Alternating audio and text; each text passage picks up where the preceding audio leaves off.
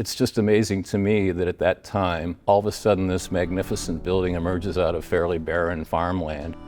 In 1922, ground was broken, and on that day, September 9th, 1924, the Purdue Memorial Union opened. It was with temporary pine floors, unplastered ceilings and walls, but it did have a cafeteria.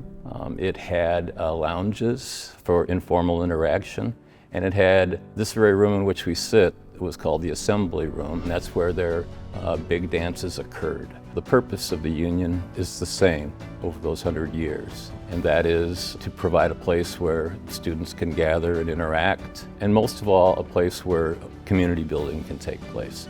Even though I can't see 100 years into the future, I have no doubt that the Union will continue in its legacy.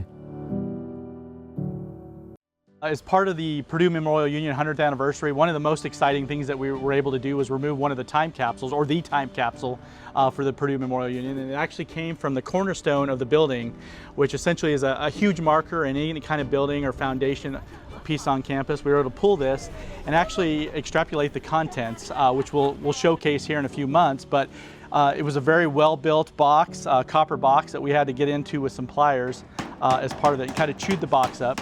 But part of the exciting part of this is that we get to recreate our 100th anniversary history, and we have a new box that we'll actually be placing in the cornerstone on September 17th as part of our activities. And so we have our student government students and P-Sub students working to put those things together and add those components to the box. So it'll be another interesting part that somebody will be able to pull in another 100 years.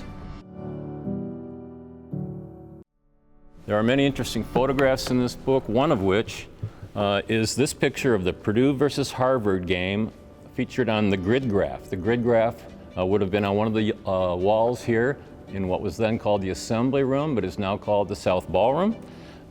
It had names of the players, it had the score, the quarter, the yardage left for a first down, the yardage made on the last carry, and interestingly enough, it was all done manually. But students would gather here by the thousands. This photograph is of the early excavation efforts during the construction of the Purdue Memorial Union building, and this would have been right after groundbreaking in 1922. All of the excavation is being done by men with horses and plows. And yet, out of these fairly manual efforts came this glorious and magnificent building. So we really appreciate seeing how this all began.